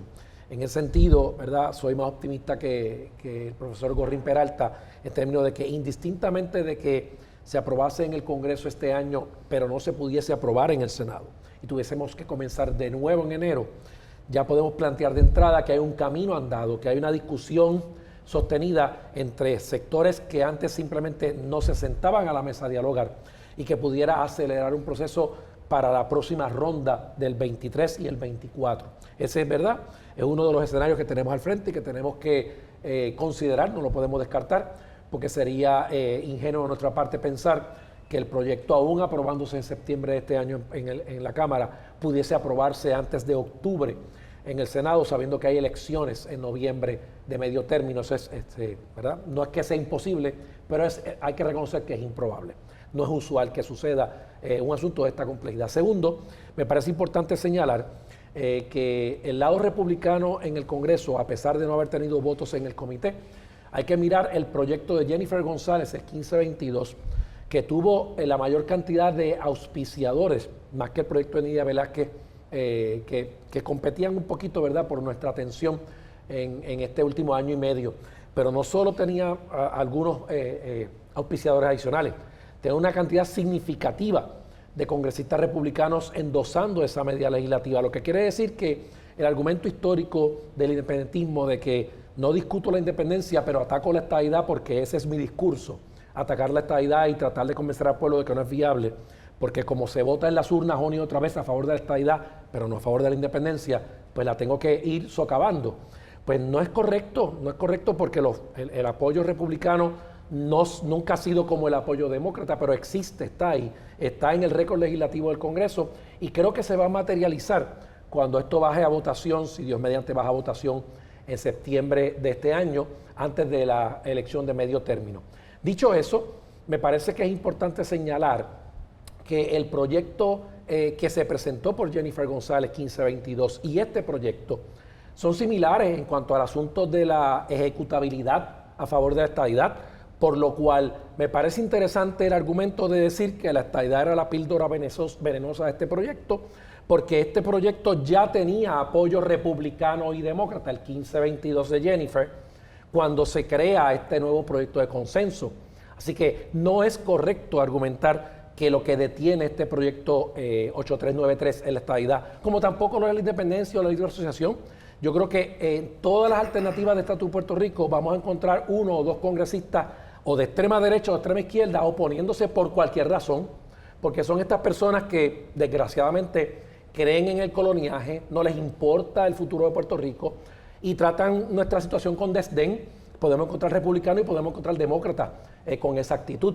Y yo creo que no le hace bien al pueblo de Puerto Rico, si queremos descolonizar, enfocarnos en esos dos o tres que siempre se van a oponer y van a encontrar argumentos baladíes, argumentos racistas para oponerse de cualquiera de los dos extremos, sino concentrarnos en la inmensa mayoría de congresistas, tanto demócratas como republicanos, que sí reconocen que Puerto Rico tiene una condición colonial, que sí reconocen que tenemos un derecho inalienable a resolver nuestro problema y a hacerlo democráticamente en las urnas, y que el plebiscito sigue siendo una herramienta democrática eficaz para lograrlo, como también podría ser en su día una asamblea, pero que en este momento lo que tenemos al frente es esa opción, es una opción de consenso, y yo creo que el mero hecho de haber logrado un consenso entre estos dos grupos, el grupo estadista y el grupo que cree en la soberanía, ya bien sea por un pacto de libre asociación o por la independencia de Puerto Rico, a encontrar herramientas que pueden descolonizar a Puerto Rico, esa es una alternativa de avanzada que no debemos nunca descartar, que debemos apoyar todos en consenso, porque sería triste ver que estos congresistas y estos sectores han llegado a un acuerdo y entonces aquí en Puerto Rico, agarrándonos de cualquier argumento con propósitos electorales locales, queremos derrotar el proyecto desde aquí, en vez de aprobar el proyecto para tener una herramienta. Y yo creo que eso es un reflejo de que queremos resolver el estatus, pero a mi manera, no a la manera de los demás. Y yo, como siempre he dicho en el foro del Colegio de Abogados, con mucha humildad y respeto, pero con mucha firmeza, si realmente queremos descolonizar a Puerto Rico, no estemos buscando pretextos ni excusas sobre cada alternativa que se presenta para así hacerlo, porque entonces en realidad no estamos buscando descolonizar, estamos buscando solamente ganar de alguna manera u otra mi alternativa y no la de los demás. Y yo creo que donde eso se resuelve es en las urnas. El pueblo es el que tiene que decidir, y yo creo que lejos de yo estar discutiendo si la independencia es mala o si la libre asociación es una píldora venenosa, debo estar argumentando los beneficios de la fórmula que yo defiendo, que es la estadía para Puerto Rico, pero veo que no todo el mundo hace lo mismo. Todo el mundo se dedica a atacar la estadidad, pero no va a defender su alternativa, mirando a las urnas y a que los electores de Puerto Rico la escojan. Y es porque yo creo que históricamente la tendencia a favor de la estadidad está tan marcada, y para mí, con mucho respeto, ya es irreversible en la conciencia del pueblo de Puerto Rico en las urnas, que entonces, ¿verdad? Queremos descolonizar, pero no a través de la estadidad. Queremos descolonizar de otra manera. Y yo creo que eso es hacer un flaco servicio a la democracia puertorriqueña y a la verdadera libertad de los ciudadanos que vivimos en esta isla y que tenemos derecho a escoger nuestro futuro y nuestro porvenir en las urnas democráticamente. Tengo algunas reflexiones adicionales a las que mencioné en mi primer turno y en reacción a lo que los compañeros han elaborado. En primer lugar, yo creo que dentro del tema de la estadidad tenemos que discutir lo siguiente. Puerto Rico ha electo en los pasados 30 años a comisionados residentes que creen la estadidad, con excepción de un cuatrenio, que fue el cuatrenio donde Aníbal Acevedo Vilá fue electo comisionado residente. Salvo ese cuatrenio del año 2000, desde 1992 ha habido comisionados residentes estadistas. Gobiernos estadistas han controlado el presupuesto y todo el aparato de cabilderos, de personas con influencia en Washington para adelantar distintos intereses, incluyendo la estadidad. Los sectores independentistas y el sector que cree, sea en la relación actual o los que creemos en la libre asociación, como autocrítica no hemos sido muy activos en Washington realmente en cultivar relaciones, en buscar la manera de que tengamos, como dice el americano, champions de nuestra fórmula. Y con todo y eso, y que de hecho, y termino con esto también, para muchos norteamericanos el debate de estatus no es un debate de distintas opciones, es un debate de statehood. O sea que ahí los estadistas han tenido éxito en que el debate de estatus como tal sea un debate sobre estadidad como tal. Y que a pesar de todo eso, y a pesar de que incluso en los pasados años se han aprobado leyes para, por ejemplo, darle un sueldo a una gente que sean cabilderos de la estadidad, antes tratar de implantar unas alternativas tipo Plan Tennessee. O sea, se han celebrado varios plebiscitos aquí en Puerto Rico, del 2012 y posteriormente en el 2017. Y con todo eso, que todavía dentro del Congreso de Estados Unidos haya resistencia a que se reconozca un proyecto de ley donde la estadidad se reconozca de manera autoejecutable, es realmente un gran fracaso del sector estadista en cuanto a empujar su opción como tal. Y ese fracaso está unido a la inacción, por así decirlo, falta de presencia efectiva de los demás sectores políticos. O sea, ahora mismo en el Congreso de Estados Unidos no existe un grupo de congresistas que favorezcan la relación actual, que la favorezcan realmente, no que la favorezcan por razones estratégicas o porque son antiestadistas. Alguien que sea un champion de Lela, ¿verdad? Eso no existe. Como tampoco había un champion, un campeón o campeona de la libre asociación. Eso obviamente puede estar cambiando, ¿verdad? Con el activismo de Nidia Velázquez, por ejemplo. Pero eso lo digo de manera autocrítica en cuanto a eso. Yo creo incluso de que los defectos que yo señalé en mi presentación anterior sobre la alternativa de libre asociación, particularmente en cuanto a la transición se refiere, tiene que ver con el hecho de que las personas que estaban en la mesa redactando estos términos del proyecto de ley, en su gran mayoría son favorecedores de la estadidad, y eso es algo que hay que decirlo, o sea, salvo Nidia Velázquez tal vez, pero realmente que esos términos se nota que fueron escritos por personas que no entienden el concepto de libre asociación o que realmente quieren que el concepto de libre asociación se parezca lo suficiente a la independencia como para el ataque político aquí en Puerto Rico de que la libre asociación es la independencia, etcétera. Y yo creo que tiene que haber, para finalizar, creo que tiene que haber mayor generosidad de parte de todos los sectores políticos en cuanto a la definición de opciones en Washington. Yo quisiera de que se definiera un proyecto de ley la mejor definición de la estadidad que fuera posible. Yo creo que hay que respetar que un grupo importante de puertorriqueños, un sector importante, favorece la estadidad. Yo quisiera que el Congreso reconociera la mejor estadidad posible, incluso la mejor alternativa de independencia posible, que de hecho, tengo que decir lo siguiente, ante lo que yo percibo como una falta de activismo independentista en cuanto a este proceso legislativo se refiere, a pesar de eso, este proyecto de ley que estamos discutiendo tiene una gran definición de independencia, que quizás reconoce o recoge más bien conquistas que el movimiento independentista, y aquí pues tengo que decir que el PIB así fue instrumental en eso, conquistas que se dieron en el proyecto de Bennett Johnston en el 89 al 91, por ejemplo, de que se provea para una transición justa o razonable de entre el ELA y la independencia, por ejemplo. O sea, pero yo creo que tiene que haber el mismo nivel de generosidad de los sectores y el reconocimiento de realidades hacia, por ejemplo, la alternativa de una libre asociación, que quizá al estadista no le guste la libre asociación, está bien, pero eso no quiere decir de que me la defina de una manera que esté mal, hasta conceptualmente.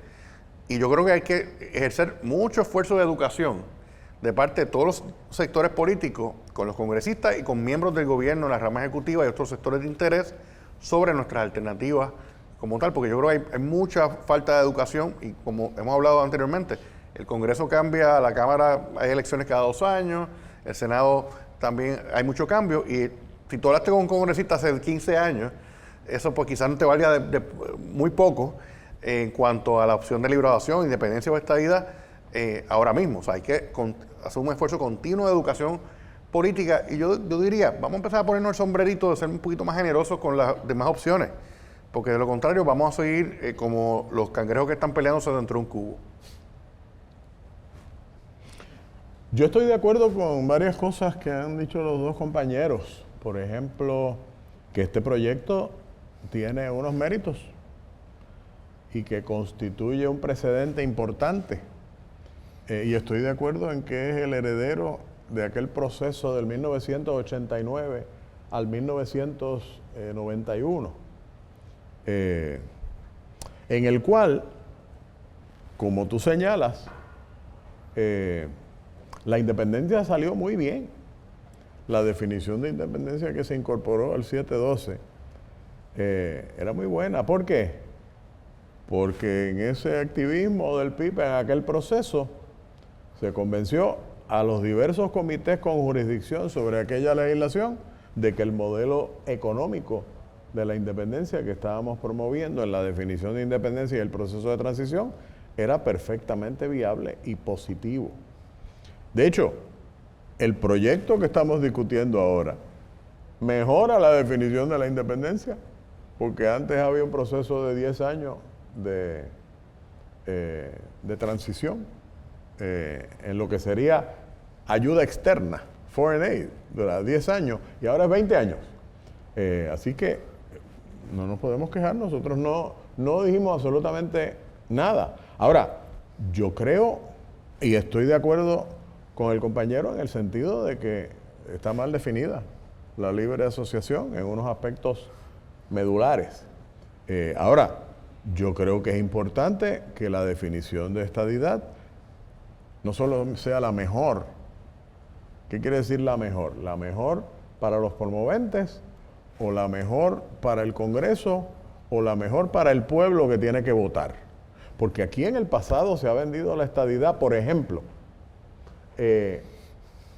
la estadidad jíbara, me acuerdo de la estadidad jíbara, que era participando en las Olimpiadas separadamente de los Estados Unidos, y además con exención contributiva durante 20 años, lo cual es inconstitucional porque tan pronto el territorio se convierte en Estado, es de aplicación la cláusula de uniformidad tributaria.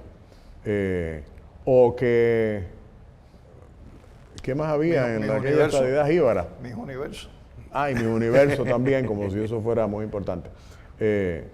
Y además de eso, creo que es importante que además de que habría la llamada paridad en la recepción de fondos federales, o para individuos o para el gobierno, también habría que pagar las contribuciones sobre ingresos que Puerto Rico no puede pagar y no puede mantener el gobierno que tiene ahora con las contribuciones que pagamos, va a poder reducir las contribuciones para que al tener que pagar contribuciones federales nos quedemos igual. O sea, yo creo que hay que decirle eso al pueblo, y hay que decirle al pueblo que una estadidad que sea verdaderamente tragable para el Congreso. Por eso es que nosotros apoyamos, al hablar de nosotros me refiero al PIB que yo represento, a la independencia que represento en este panel, como al Colegio de Abogados, en la alternativa de la Asamblea de Estatus, porque eso permite que esa Asamblea pueda negociar con las autoridades congresionales y gubernamentales de los Estados Unidos sobre los términos que cada una de las opciones tendría en la realidad, no en la creatividad de quien redacte un proyecto de plebiscito criollo para tratar de continuar los engaños que ha habido en este país históricamente. Yo creo que hay que hablarle al pueblo con la verdad y hay que decirle, mire, para que Puerto Rico pueda lograr la libre asociación, hay que hacer esto y esto y esto y esto y esto. Y para que Puerto Rico logre la independencia, hay que hacer esto y esto y esto y esto. Nos eliminaron de este proyecto la cosa de la defensa que estaba en el proyecto de Bennett Johnston. Eso estuvo Military bien. denial rights. Y exacto, y la cosa de la defensa y el strategic denial. Eso lo eliminaron. Eso está chévere. Porque es que aquello se dijo en aquel momento porque todavía la Guerra Fría estaba todavía caliente. De hecho, estaban identificadas las instalaciones militares que había que garantizar que permanecieran. Y que ya no existen. Y que ya no existen. Y que ya no existen porque han cambiado las realidades de los Estados Unidos.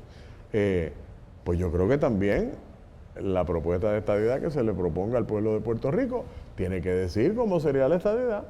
Y eso implica una serie de cosas que el movimiento estadista de Puerto Rico no le ha dicho al pueblo de Puerto Rico. Bueno, tenemos una tercera ronda final de 3 minutos para cada compañero. No quiero dejar fuera de la ecuación y quizás alguna reflexión de parte de ustedes. En la década de los 60, el Imperio Británico tomó una determinación de disposición de sus territorios y sus colonias. Y en el proceso, pues, dispuso que algunos tenían que moverse hacia la independencia como una determinación unilateral del imperio, pero también en otros casos determinó que unas se tenían que quedar también como colonias. En el caso nuestro, nosotros no hemos visto ningún tipo de acercamiento real de parte de los Estados Unidos sobre la adopción de una política de disposición del territorio hacia una opción de soberanía. Así que me gustaría una reflexión de parte de ustedes sobre ese modelo que se siguió en la década de los 60 por parte de Inglaterra y si eso está dentro de lo que es el radar de los Estados Unidos en estos momentos.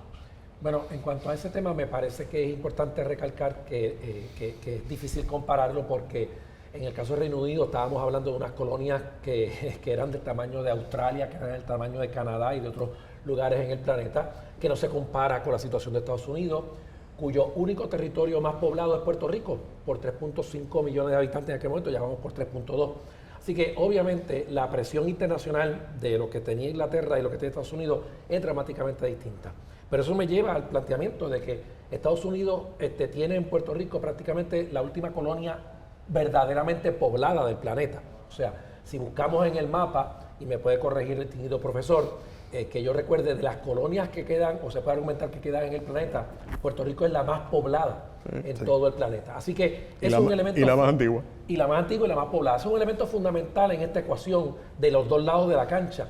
Y yo creo que en ese sentido queda de nosotros seguir poniendo la presión que estamos poniendo para lograr que Estados Unidos, y cuando hablo de Estados Unidos hablo de su Congreso, no de su sistema de gobierno, comprendan la urgencia de este proceso.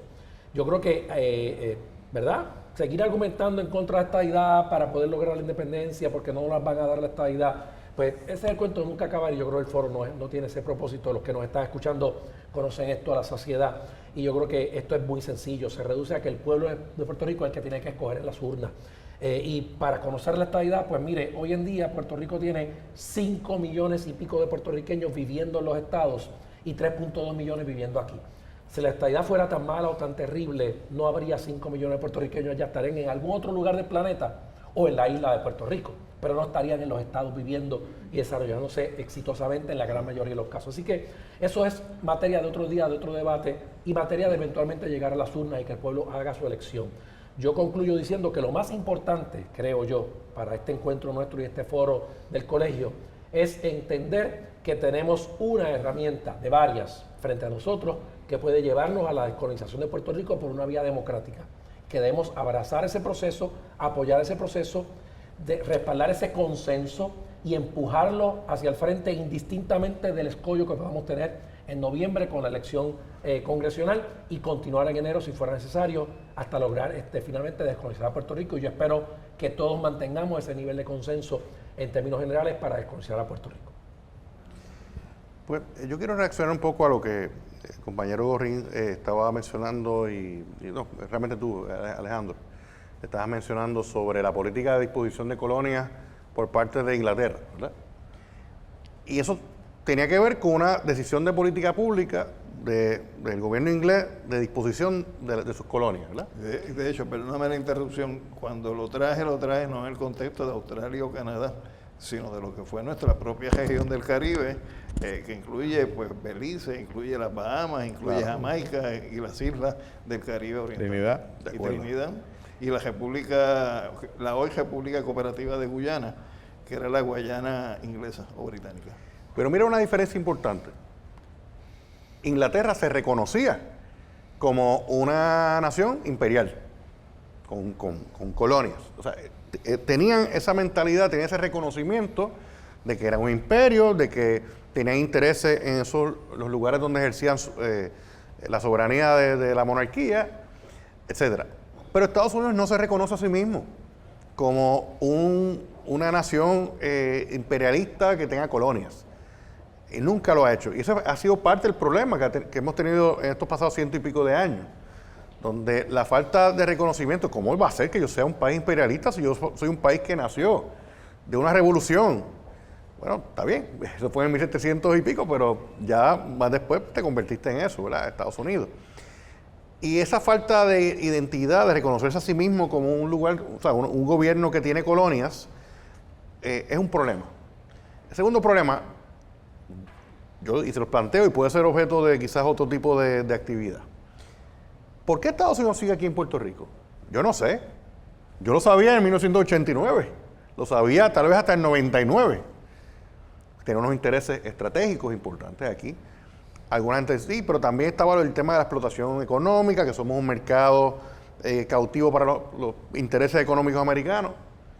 Pero ahora mismo, cuando estamos grabando este foro en el 2022, ni la parte estratégica o sea, Puerto Rico no tiene ninguna importancia estratégica significativa para Estados Unidos hoy. De hecho, tenemos un problema de que la irresponsabilidad del gobierno de Estados Unidos con sus responsabilidades de defensa de Puerto Rico son parte de lo que permite el narcotráfico terrible que vivimos y la gente que se muere aquí en Puerto Rico. Y esto es un argumento que quizá no se ha explorado demasiado, pero el ejercicio del poder federal sobre nuestras costas ha sido mediocre y por eso tenemos que del 100% de la droga que hay aquí, 80% se va para Estados Unidos. Y aquí los muchachos y los jóvenes se están matando por esto.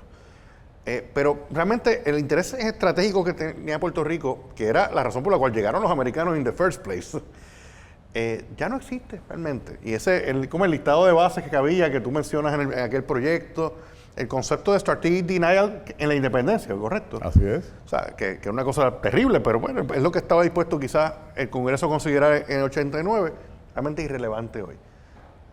¿Por qué Estados Unidos está aquí? Por inercia, porque no sabe qué hacer con nosotros, porque realmente pues no somos un problema para ellos. Hay que mirar, hay que evaluar ese tema, porque si realmente no hay un interés apremiante de Estados Unidos de cambiar la relación, pues realmente ¿de qué estamos hablando? It takes two to tango. A lo mejor queremos los puertorriqueños, ¿verdad? Ya no vivir en una colonia, pero si los americanos pues realmente no tienen ningún interés. Y por otra parte, los mismos puertorriqueños. Cuando se radicó este proyecto de ley en el 2022, no había celebración en las calles en Puerto Rico. Mira, por fin vamos a descolonizarlos. No. O sea, la gente no se tiró a la calle a favorecer este proyecto.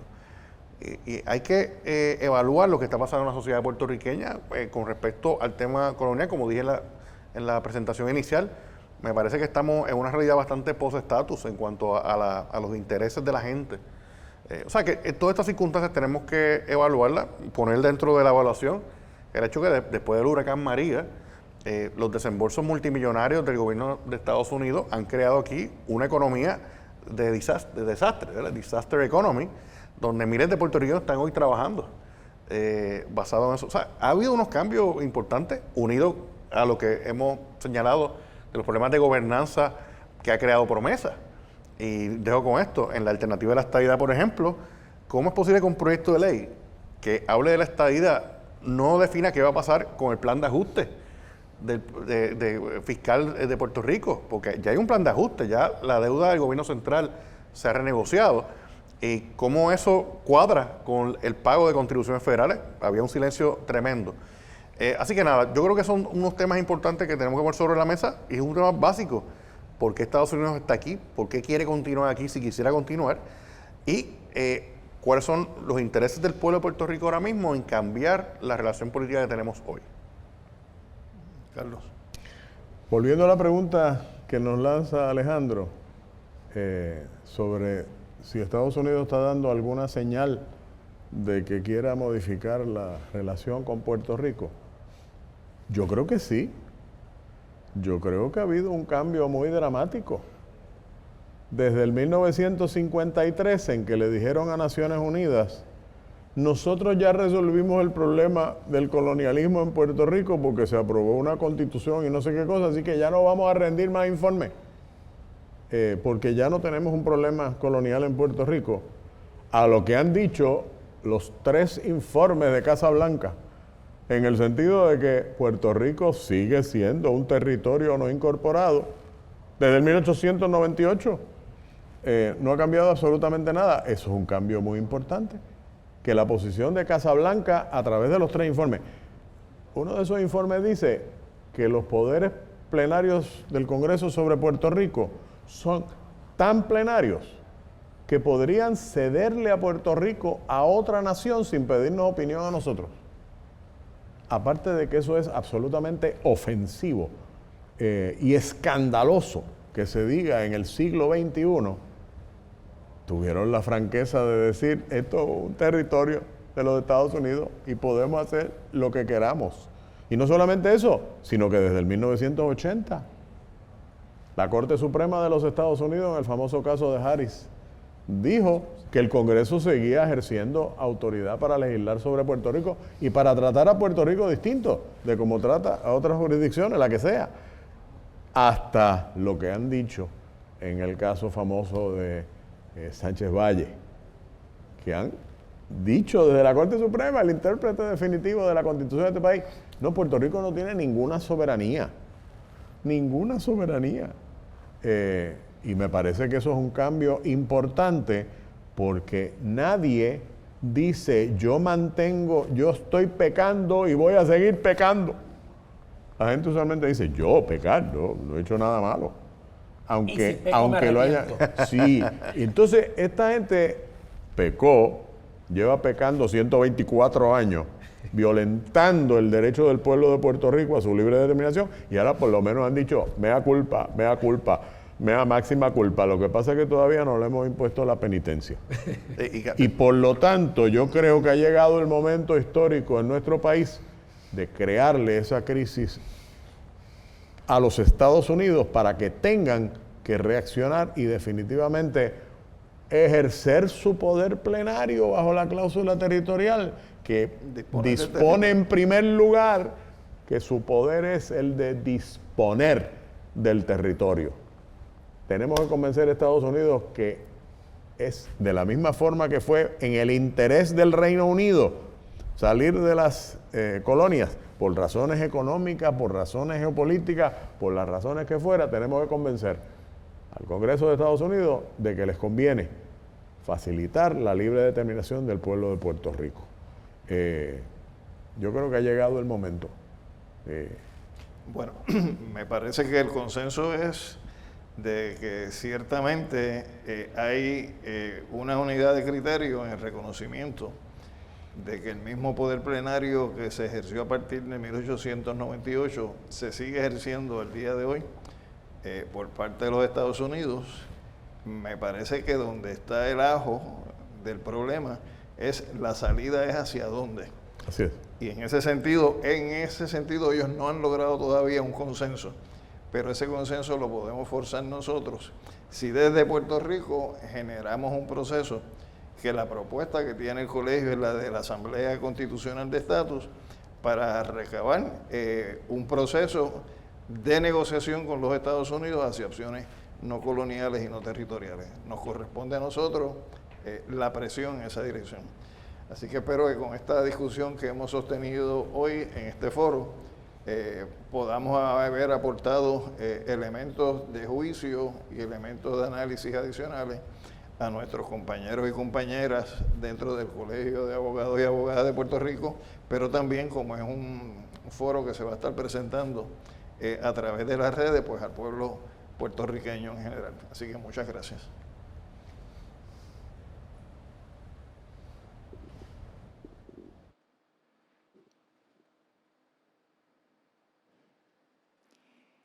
Este foro ha llegado a ustedes gracias a ECOVAL.